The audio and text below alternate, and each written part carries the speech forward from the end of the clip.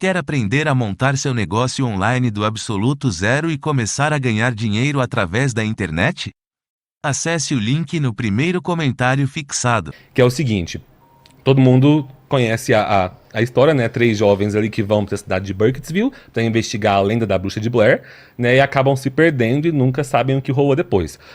Se você hoje faz um teste, joga aí no YouTube a verdadeira história da lenda da bruxa de Blair, você vai achar vários sites e reportagens, e assim, sites grandes, confiáveis, canais no YouTube, podcast True Crime grandes até hoje, fazendo esse conteúdo chamado A Verdadeira Lenda da Bruxa de Blair, que eles contam o quê? Que na verdade, né, nessa cidade chamada Burkittsville, há muito tempo atrás a cidade era um vilarejo chamado Blair, e que existia uma moça lá que condenaram como bruxa, chamada Ellie Kedward, que ela foi condenada, e que um tempo depois, um cara chamado Rustin Parr, ele foi condenado pelo assassinato de 7 crianças e dizem que ele foi influenciado pelo espírito da bruxa. E aí a galera que conta essa história real, tudo tem fontes, tem fotos, tem registros, né? Não tinha foto da bruxa, mas um desenho dela. Esse Rustin Parr tem foto dele, foto das crianças que ele matou, né? Então, assim, só que aí quando você vai... Mas peraí, muita gente na internet falando dessa história real da bruxa de Blair. Qual que é a fonte disso? Você vai ver a fonte é um documentário lançado em 98, se eu não me engano, chamado A Maldição da Bruxa de Blair.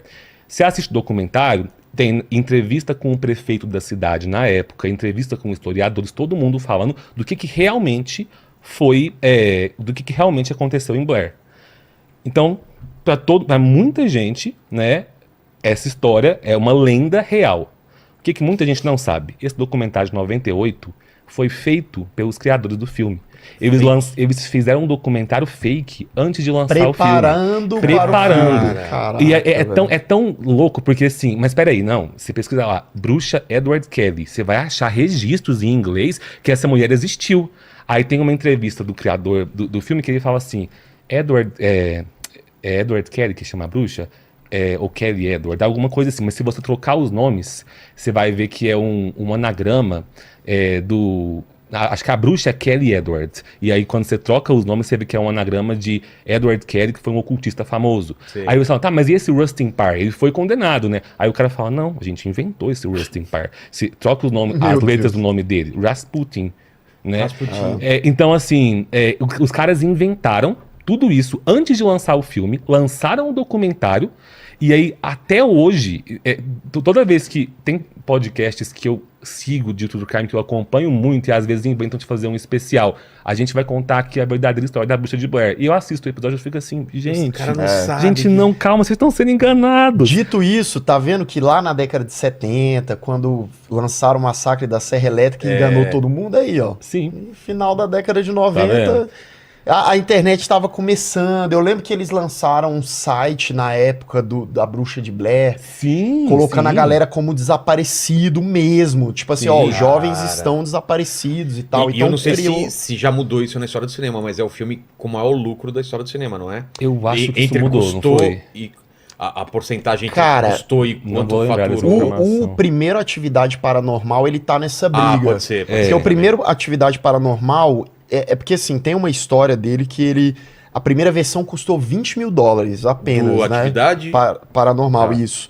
E aí o estúdio comprou uma outra versão e a última cena do filme gastou um dinheirinho a mais, $200 mil, mas lucrou muito. Porque eles começaram com aquela estratégia de reação do público nos trailers. Você lembra dessa? Lembro. Que eles botavam o povo assustando e saindo, levantando do cinema e tal. Isso, meu Deus, eles ganharam muito dinheiro. Muito dinheiro. Que só tá aparecendo os mais lucrativos, que não é exatamente isso, né? Porque aí vai ter Exorcista e outros. Não, o filme de terror que ganhou mais dinheiro na história é o It. O It, mesmo? É o primeiro agora. O de 2017. A parte 1, né? Que ele fez mais de $700 milhões. Foi muito dinheiro. Sim. Muito dinheiro mesmo. Mas aí você puxou a Atividade Paranormal e aí é basicamente assim, eles viram Bruxa de Blair soube fazer muito dinheiro, e se a gente conseguir fazer esse dinheiro dentro de casa, né, com coisas que você faz com um lençol levantando. Porque basicamente é isso, né, cara? Cara, que enganação aquele filme, velho. Troco de pinga, os caras fazem um filminho ali e acabou. Sobre enganação, só faltou um detalhe muito importante de eu falar de A Bruxa de Blair.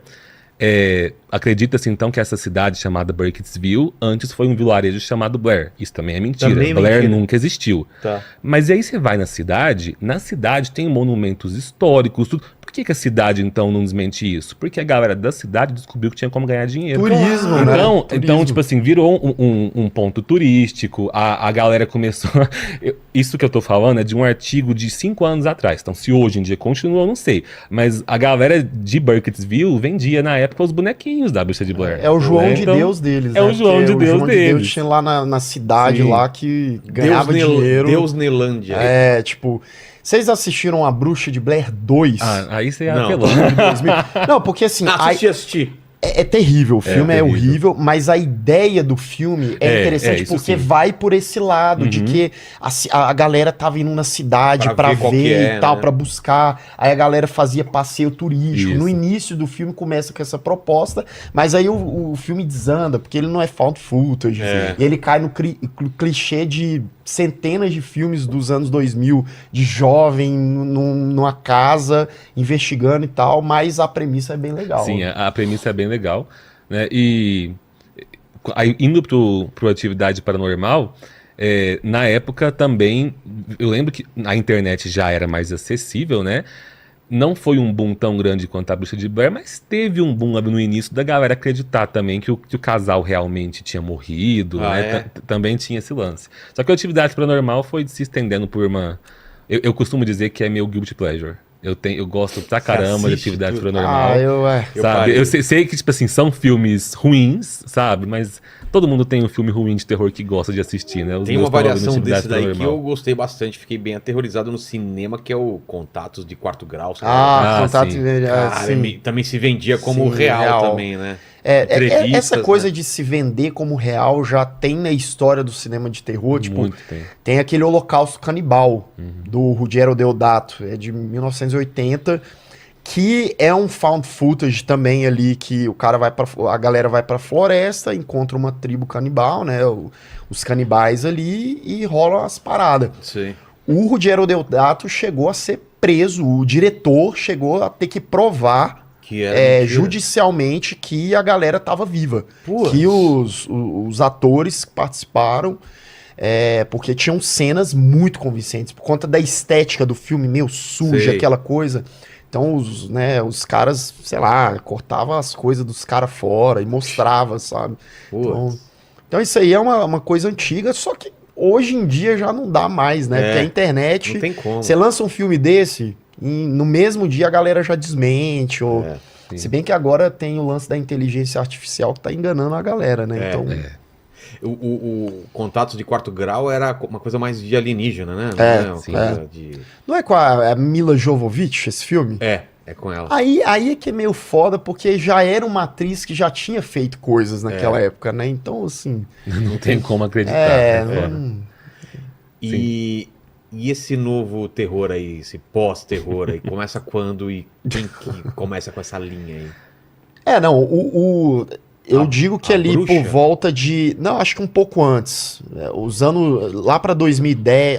2014, a gente já teve ali o Babadook, Tá. que veio antes da Bruxa, desses Babadook filmes. é baseado em história da internet ou não? Não. O Babadook é uma grande analogia ali, metáfora à depressão, né? Ele foi um curta primeiro, depois Ah, é? ela fez o longa.